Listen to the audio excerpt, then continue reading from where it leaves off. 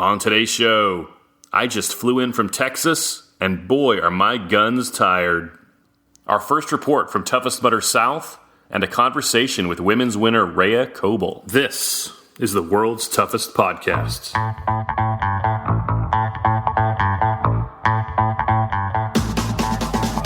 Welcome to the world's toughest podcast, where we talk about any obstacle course race you'd like, as long as that's world's toughest mudder. Each week we talk to members of the WTM community and share stories of success and failure in the single greatest event in OCR.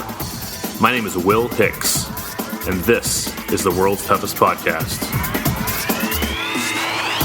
Welcome back to World's Toughest Podcast. You can email me at willhicks@gmail.com, find us on Instagram at World's Toughest Podcast, or be a part of the show by leaving a review on Apple Podcasts or Amazon.com. We are the number one rated OCR podcast on Apple and Amazon because of listeners like you. Thank you for reviewing the show on Apple and Amazon. Today is going to be a first report on Toughest Mudder South and a chat with the women's winner, Rhea Kolbl. We're going to have a deep dive on the course along with more interviews later this week. Let's talk about Toughest Mudder South.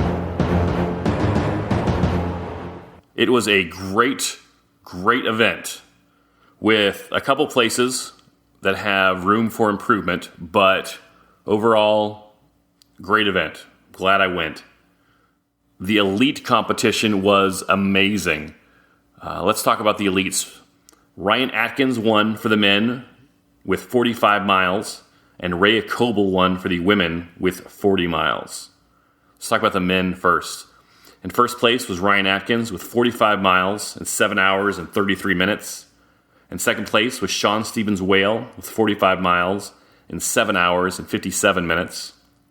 In third place was Brian Gawiski with 45 miles in 8 hours and 23 minutes. In fourth place was Robert Wilshire with 40 miles in 7 hours and 37 minutes. In fifth place was Christopher Mendoza with 40 miles in 7 hours and 38 minutes. Chris, in fifth place, was less than 1 minute behind fourth place. For the women, in first place was Rhea Kolbl with 40 minutes in 7 hours and 45 minutes. In second place was Allison Ty with 40 miles in 7 hours and 57 minutes. In third place was Lindsay Webster with 35 miles in 7 hours and 9 minutes. In fourth place was Alexandra Walker with 35 miles in 8 hours and 18 seconds. In fifth place for the women was one of two women. And if you go look at the official results sheets from Tough Mudder, you cannot actually tell who is in fifth place and who is in sixth place. I am working on getting that sorted now. My apologies. Team HQ, if I cannot tell from a glance at a list of names who is in fifth place and who is in sixth place, then that means there is a problem with the system. Please fix. All finishers in the top 5 will qualify as elite contenders for World's Toughest Mudder 2018. Congratulations. We will get into more analysis of the results and the race and the athletes later this week. On the non-elite side of the race, it was great. Like I've said before, the second best thing about Tough Mudder is the community. The best thing is the sweet race bibs. It was so good to see so many familiar faces and to spend time with them and just to talk. I ended up doing a few miles with a listener, Patrick Kaiser, which was great. I had a lot of people that saw me on course and said they enjoyed the podcast. A lot of them just said 5 stars as they ran past me. One guy, I didn't get your name, friend. He asked me, Will, what would you rate this course? And he wasn't really looking for my honest opinion on the course. He didn't care what I thought about the obstacle layout or the terrain decisions they made, or is happy ending a good obstacle or not. He wasn't looking for nuance. He just wanted 5 stars. So I gave it to him. Other than myself, there were several other OCR podcasts represented out there. I saw Jason Dupree from OCR Talk. He shook my hand and paused a minute to shine his headlamp in my face. He wanted to know what I looked like. It's not a secret, man. I have a face for radio. Not even radio. I have a face for podcasting. Jay and Heather Bodie from Overcome and Run were also out there. They ran together. They play like they're nice, but they're kind of animals on the course. Team HQ changed the holds on the first half of Funky Monkey. Very difficult to get across. One lap, I was there at Funky Monkey the same time the Bodies were there, and I saw Jay like brute force past the first half of Funky Monkey. On another lap, I was at Berlin Walls when they came up, and I was like, "Hey guys, I'll help you get over." And they both looked at me and were kind of like, "Yeah, we got this." And they just kind of brushed me aside. Jay takes his position on the wall. Heather knows exactly where to stand. Jay throws Heather over the wall. Then he is up and over in one quick motion. And as he's lowering himself down on the other side, he kind of mean mugs at me like, "Yeah, that just happened. You saw it." Well done, you two. Heather earned her contender status for World's Toughest Mudder this weekend. Well done, Heather. Team HQ has made some changes to Toughest Mudder from last year that are better. The new competitive series pledge is much better, although I hope you didn't get the old one tattooed on your body somewhere. Another change, we had to be in the start chute at 11:30 p.m., which is much better than having to be there at 11:15 or even 11 o'clock like last year at some of the races. They're mixing it up a bit with the toughest exclusive obstacles, which is good, but whether you like the obstacles or not is more of an opinion-based thing. We will talk more about the toughest exclusive obstacles in the next episode. There are a few areas at Toughest Mudder where Tough Mudder has room for improvement. There's no $5,000 bonus for the winner if they hit 50 miles this year. Ryan Atkins won the race with 45 miles, and he finished his 45th mile at 7:33 a.m. He could have gone out for another lap, and as long as he finished that last lap by 8:30, he would have won the $5,000 bonus. If this was last year. This year he had no reason to go out for that last lap. Last year, he would have had 5,000 reasons to go out for that last lap. Another place where they have room for improvement, the online results page is much worse than last year. I could go into multiple reasons why, but the short story is it was just much more helpful last year in tracking results, seeing who did what, how they did it, where they were at this point in the race. And another thing, happy ending. Happy ending is not a good obstacle. This is my first time doing it, and it was terrible. It's a slightly taller pyramid scheme on the front side with a dangerous, painful slide on the back side. I did not like it at all. I would much prefer a penalty option. But those are my thoughts. Other people may not care about some of those things. They won't even notice, and they might even disagree, and that's fine. After the race, I hung out at the venue for a couple hours, just talking with members of the community. I've never done that before. Usually I have to run off and jump on a plane to, make it back home by Sunday night. That 2 hours just hanging out with some of the elites and some of the, non-elite regular Joes from the community was almost as good as the race. You people who hung out with me late are awesome.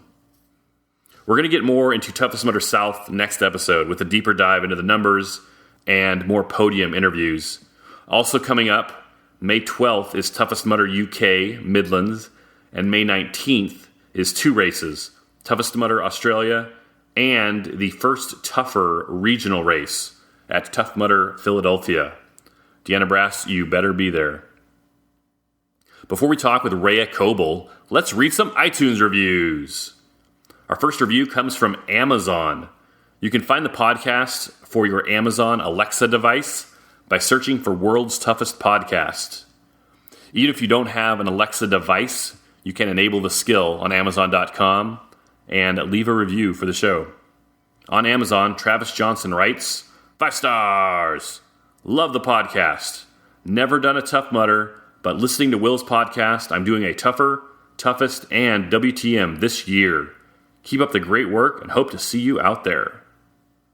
Thank you, Travis.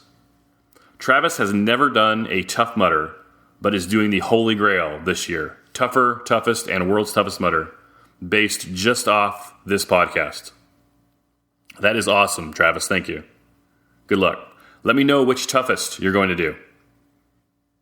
We are the first OCR podcast on Amazon Alexa, and Travis was the first person to leave us a review. Thank you, Travis. Our next review on Amazon comes from Jason Dupree. Jason is the host of the OCR Talk podcast. Jason writes, did she say world's toughest mother? 5 stars. Listening to World's Toughest Pod on Alexa is perfect for lounging in my living room. I'll probably stick to Stitcher on my phone, but who knows? Will Hicks has the most technologically advanced OCR podcast. Maybe OCR Talk should be on Alexa. Thank you, Jason. Jason, I know what you're doing. It's not going to happen. You're trying to get a free plug for your podcast, OCR Talk, by leaving a review for my show. You think if you drop the name of your show, OCR Talk, in a review for my show, I'll say the name of your show, OCR Talk, when I read the review. But good luck with that, friend. Just because your show is available on Apple Podcasts by searching OCR Talk doesn't mean I'm going to tell everyone, check out OCR Talk. Nice try. Our last review is on Apple Podcasts from D. Bjorn. D. Bjorn writes, 3 stars. 3 stars. Great info. Too much wasted time. Terrific content. Too bad it takes forever to get to it. I hate to skip the first 15 to 20 minutes since there is info sprinkled in, but man, it's disappointing to be 20 minutes in and have nothing of substance. The last half of the interviews are always great. D-Bone, thank you for the review. Sincerely, no snark. Negative feedback like that is a gift. It's not a fun gift, necessarily, but it's like when your grandma gives you socks for Christmas. You need socks, man. Most people that like our show don't say anything. They listen, they enjoy it, and they keep listening. And that's great. I can tell they're still on board based on the download numbers. Small percentage that like the show, leave a review or send me an email. Hey man, love the show. That's even better. Feels great. I know they're with us. Here's what happens with most people who don't like the show, though. Nothing. They just don't listen. When I get feedback like this, it is an honest gift. Leaving a review takes time. It takes effort. You have to kind of figure out how to do it the first time. And to do that for a show that maybe you're not crazy about or that you're going to leave negative feedback for means maybe you don't love it, but you wouldn't do that if you didn't care somewhat. D-Bone doesn't like the part of the show where I talk. Kinda ouch, but okay. If there are a lot of people who feel the same way, I'm happy to change. I got a 3-star review way back when we first started that said, please stop playing clips from other podcasts. It's a little boring for those of us who've already listened to them. And that's good feedback. I don't think I've played one clip from another show since. No preference. I don't know what we're talking about. Okay, maybe one, Obstacle Running Adventures. But other than that, I don't think I have. And I don't know if that guy is still listening to the show or not that left that first 3-star review, but his feedback altered our show forever. I made a conscious decision to change the content of the show based on that one review. And I don't know if he's still listening or not, but that review changed our show in a positive way forever. So I'm happy to listen to feedback that's not all sunshine and kittens. What do you think? Should I shut up and get straight to the interviews? Not happening today, obviously, but still. Let me know in a review on Apple Podcasts.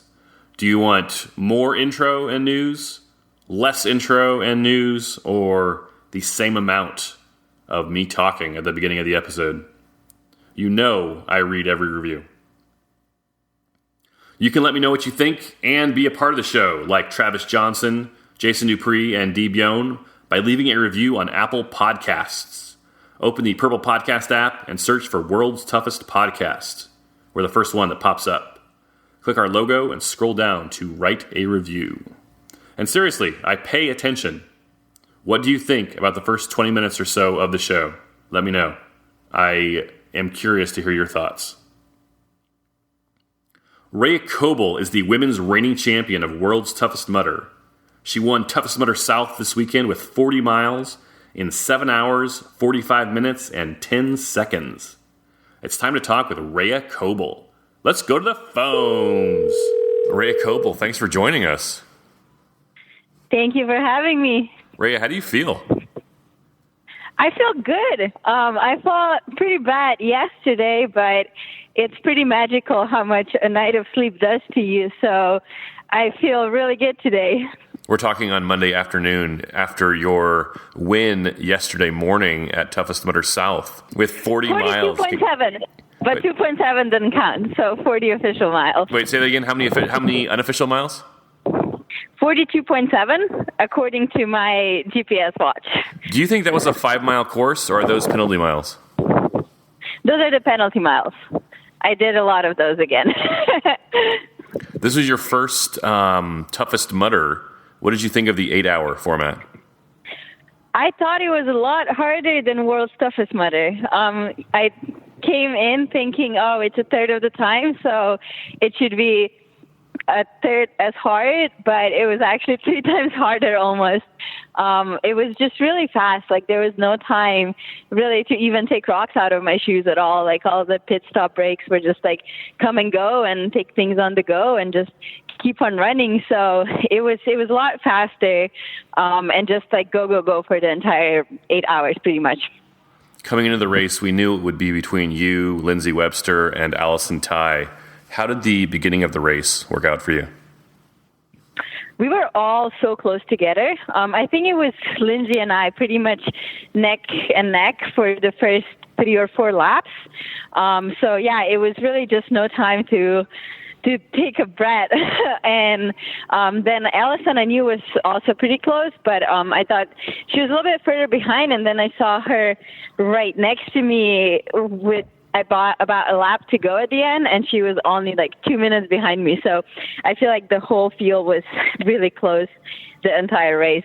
So it was all 3 of you at the very beginning, and then it seemed like it was kind of you and Lindsay for a while. What happened when you kind of took the lead from Lindsay? So I guess Lindsay took the lead from me, I don't know, second or third lap, when I had to go stop at a porta potty. I had to do a lot of those stops. My stomach was really bugging me all night. And then I managed to catch up with her, and then I had to go into a wetsuit, so she gained the lead again, and I managed to catch up with her again. So I kind of told myself, if you stop stopping so often, maybe you can actually pull away from her. And then once I was able to get a few laps of continuous running without any stops, I actually did make up a little bit of a lead, and I think it was about 5 minutes. It's based on what my husband told me when he was taking time at the pit area. So then I think I just trying not to stop as often, and I kept making a lead a little bit more and more. But I think the course was just very hard on the hip flexors, because there was a lot of sticky mud, and I think that's really what tired us all out. And I think Lindsay started hurting a little bit more because of that. But still, it was very, very close the whole time around. Toward the end of the race, you said you saw Allison right behind, like literally she was right behind you for a little bit. What happened then? Yeah, it was, I think, towards like where the obstacles were, the grip obstacles towards the finish line. I started doing penalty laps, and I guess the nice thing about penalty was that you kind of went out and then back in towards the obstacle, so you kind of see the field behind you. And I turned around, and Allison was right there, and I was like, I thought I had more lead on her, but she was slowly chipping away each lap by a few minutes until she almost caught up to me. And at that point, I was like, whoa, we really got to make this quick. And so I came into the last pit stop, and I really didn't want to stop. I wanted to just keep going for one more lap. But they had the leader jerseys out, so I had to stop to switch on to the leader jersey. And the sun was also coming up, and I was still in my neoprene vest, and it was getting a little warm, so I really knew I had to push the last lap. And I thought that, well, since I'm here and I'm changing the jerseys, I might as well also just take off my neoprene. So I think it was a little bit of a hectic pit stop, and I was yelling at everybody what I want to do, and we were trying to do everything really, really fast. But I think at that point I had 1:50, like less than 2 minutes on Allison. And so for the last lap, I really, really pushed hard, and I think I ran some of those miles. I think that was my fastest lap with obstacles. I think my second to last lap took me 70 minutes, and the last one took me under, I think, just like around 55. So I really pushed hard on that last lap, and I managed to keep the lead until the finish. You almost came in fast enough to do one more lap. Were you thinking about, do I need to do one more lap as you came in, or what were your thoughts when you finished your last lap? Yeah, I was kind of doing math. How slow can I go that I can still win but not have to do another one? I was really hurting towards the end. My hamstrings and my hip flexors were really, really dead. And my ankle, I sprained my ankle second to last lap too. So I really didn't want to go out for another time, for another lap. And I think even if I did catch the last start, 7:45, there's no way I would have made it back by 8:30. So I think it was kind of decided 3/4 through the last lap in my head that that was going to be the last one. So I just tried to push really hard for that one and then stop after that. You mentioned the penalty loops, penalty obstacles. How did you do on the obstacles?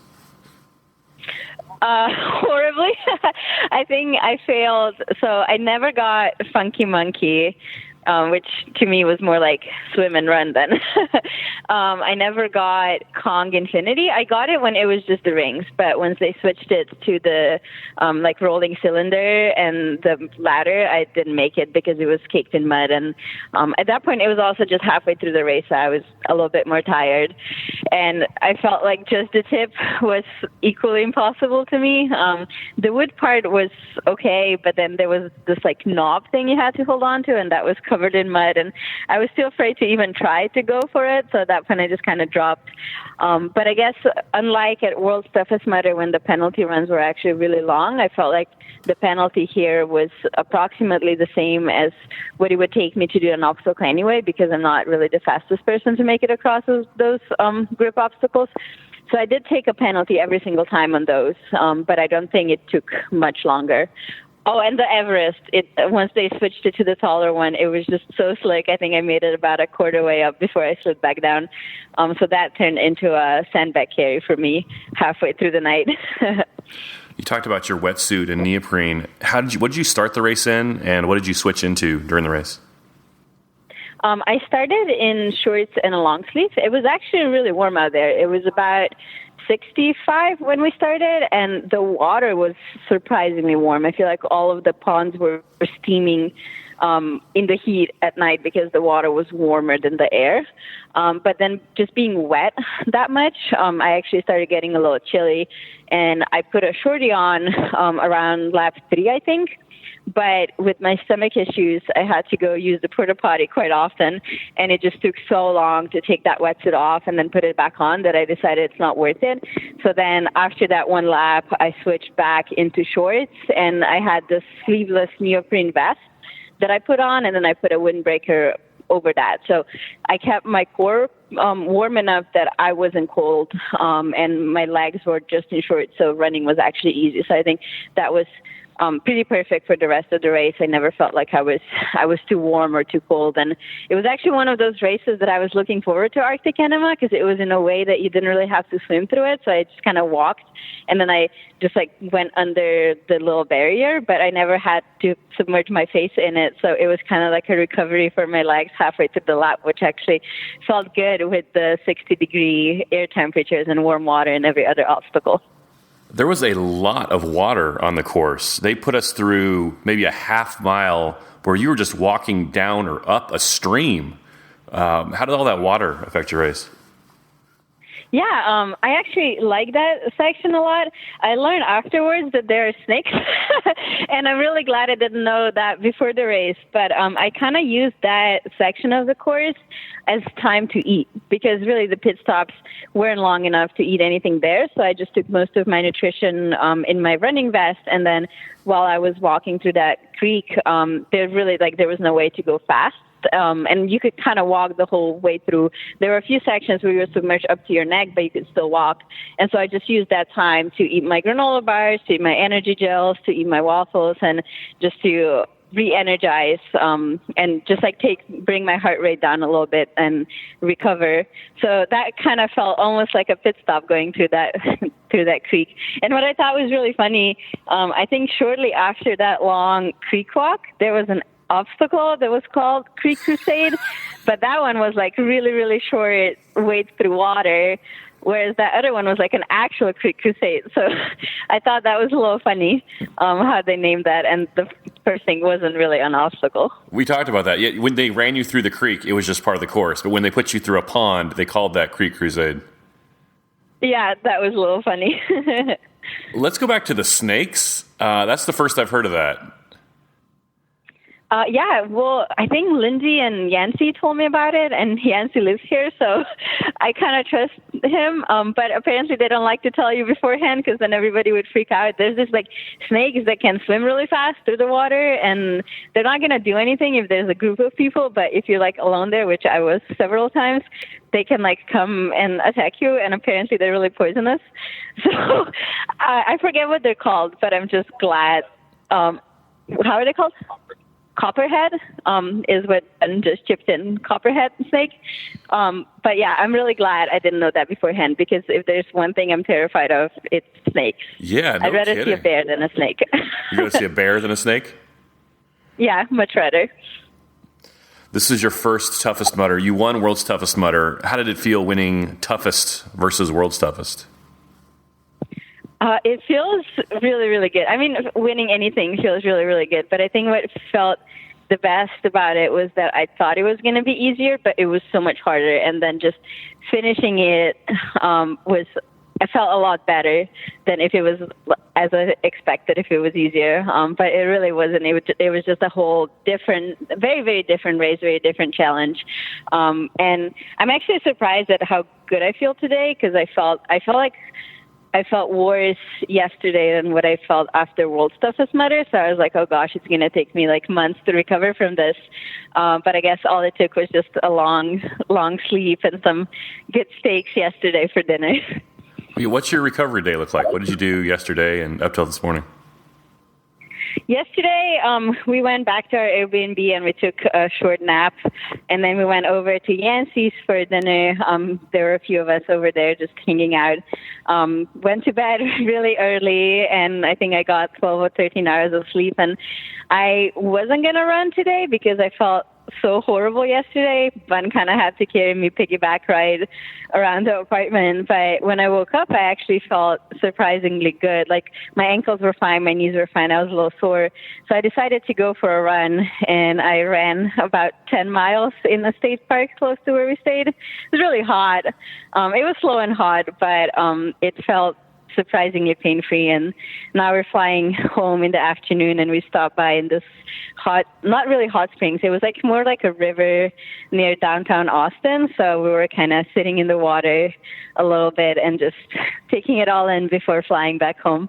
You ran 40 miles yesterday morning, and then you went for a 10-mile run this morning. Everyone listening is just shaking their head. Yeah, probably. I mean, there's something OCD about my routine, but if I can, I will run unless I'm like really, really broken. So yeah.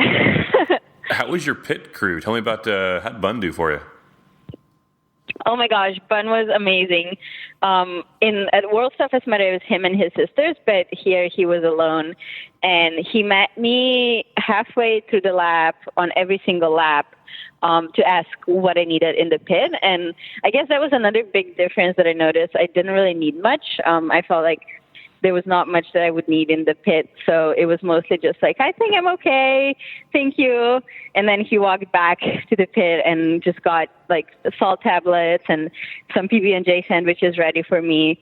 And then repeated again every single lap. He was out there halfway, encouraging me on. And then last lap, actually, when Ellison was so close behind me, he came out to like an even earlier spot in the lap where the, I guess the spectator course meets the running course. And he was like, all right, hon, you really have to run fast because she's right behind you. And so I really pressed on the gear. And then he met me again at the second point where the spectator course meets with the running course. And he was like, all right, you made some time. You're okay. So he was really on top of everything, on top of my nutrition, on top of my hydration, on top of where everybody else was in the race. And there's really no way that I would have done it without him. Are you going to do any more Toughest Mudders this year? Yeah, I'm doing the one in Michigan, so I'll be back in a month. And then probably the one in the Sonoma, the day one, which I think will be very different again. So looking forward to both of them. Is there anything you learned at Toughest Mudder South that you're going to take to the other toughest you're going to run? Yeah, I think what I learned was try to eat a little bit different food during the day on Saturday. I felt like I had a few too many bananas, and then my stomach was really acting up at night. But I guess another big thing is I way overpacked. Like I had so much gear. I had like a loaf of bread. I brought 2 gallons of water. And it was mainly because I wasn't sure what I was going to need. And I feel like I learned that I probably needed like 2% of what I brought. So I think I'm packing a little bit lighter next time. And just, I guess it's good to know that you can run these 8-hour races in a single pair of shoes and in shorts as long as your core is warm. So it'll be just a little bit less guesswork and less overpacking, just knowing a little bit more what I need to bring. And just, I guess, be ready to hammer it for 8 hours because there's no taking it easy in these short, really, not really short, but short compared to World's Toughest Mudder races. Yeah, if you think about it, your 40 miles in 8 hours is a 120-mile pace for World's Toughest. Yeah, if it were linear, Right. But I think the speed exponentially decreases towards the end once you hit the 20-hour mark. So it'd be nice if it would scale like that. Ray, do you have any sponsors or anything you want to plug? Yeah, I want to thank Ascent Protein. So they're my sponsor, and they have really, really good recovery protein powder, both for right after the workout and for before bed. So definitely ate a lot of that this weekend. And then Enduro Elite, which is my pre-workout of choice, and I drank that quite a lot at the Toughest Mudder in Texas. And then Yancey Camp for his grip workouts, which I swear they make me stronger. It's just that the grip obstacles were actually impossible, I feel like, at the Toughest South. And Brave Soldier, they're also my sponsor for all my cuts and bruises after the race, and Mudgear for their awesome socks, which I didn't have to change at all during the 8 hours. So yeah, I think that's about it. Ray, do you have any last thoughts on Toughest Mudder South? It was awesome. I can't wait to do it again in a month. Ray Kolbl, thanks much. Thank you. Special thanks to Ray Kolbl for appearing on the show this episode. Well done, Rhea. Congratulations on the win. It is going to be great to watch Rhea, Allison, and Lindsay tangle this year at Toughest Mudder. Also, Morgan Mackay when we see her. Don't forget, I would love your feedback on the first 20 minutes of the show, the intro/news portion of our podcast. Let me know in a review on Apple Podcasts or Amazon.com. Thank you for that. We'll talk to you soon. Go spend time with someone you love.